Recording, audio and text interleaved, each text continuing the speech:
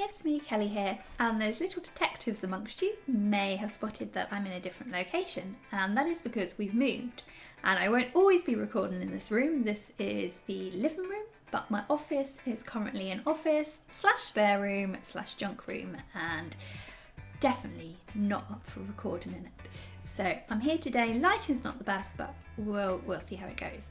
So in today's video, I want to talk about going back to basics and not rushing when you're learning a language.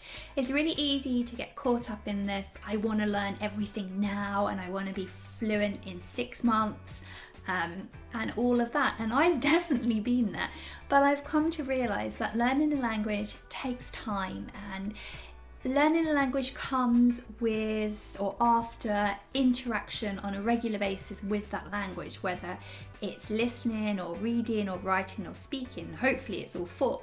But yeah, it comes after a lot of interaction with that language. Yes, you can get a list of vocabulary and you can cram that vocabulary into your brain, much like we do when we learn languages at school. But how did that work out for you? Because it didn't work out well for me.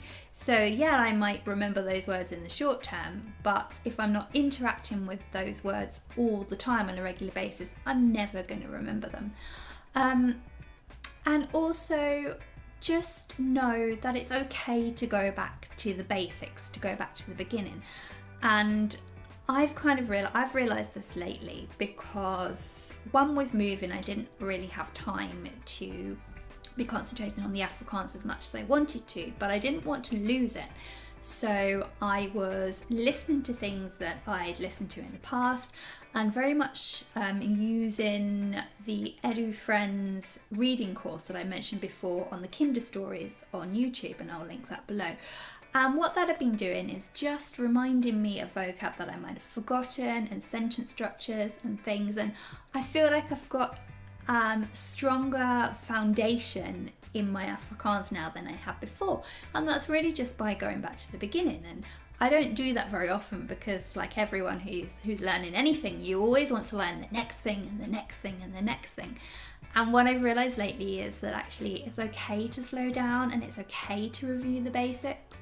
And I never liked to do that before because I kind of felt that I was holding myself back and I was wasting time. But with the Afrikaans, I feel like my knowledge of it is much stronger now, and I feel that learning a language or learning anything is like building a house.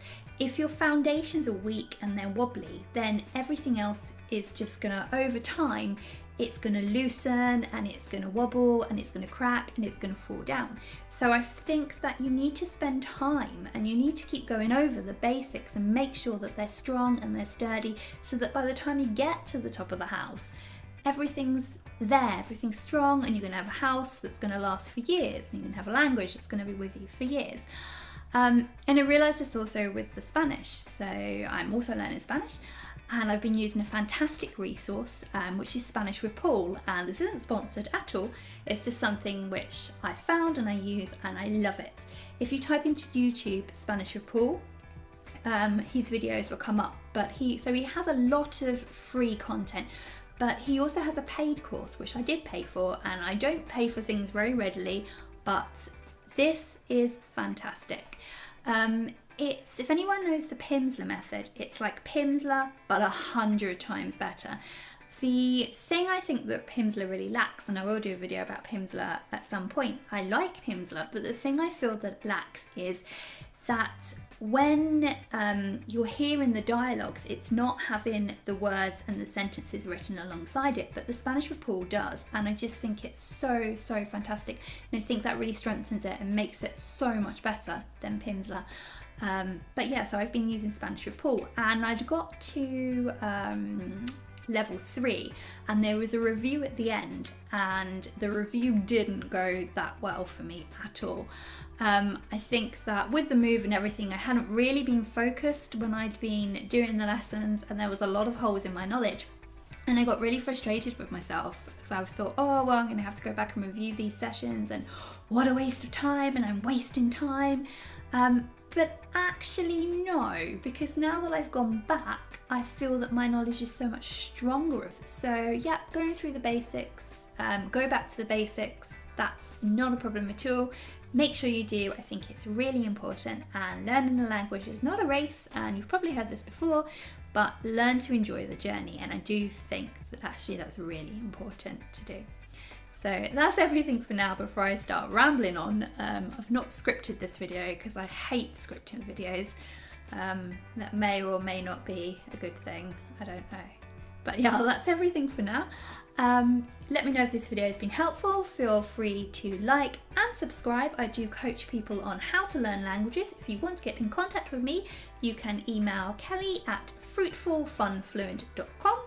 You can head over to www.fruitfulfunfluent.com, or you can just contact me in the YouTube comments. I do read all of my comments and I would love to hear from you. And yeah, have a great day. Bye for now.